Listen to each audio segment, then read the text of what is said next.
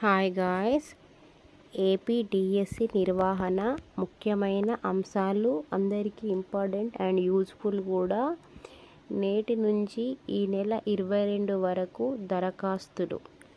మార్చి 15 నుంచి 30 వరకు ఆన్లైన్లో ఎగ్జామ్.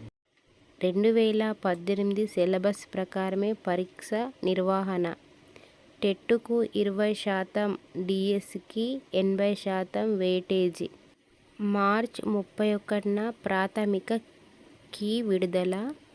ఏప్రిల్ 1న కీపై అభ్యంతరాలు స్వీకరణ. ఏప్రిల్ 2న ఫైనల్ కీ. 7న ఫలితాలు.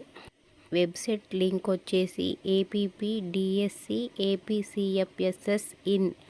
ఈ వెబ్సైట్ లింక్ ద్వారా మీకు కావాల్సిన వివరాలు చూసుకోండి.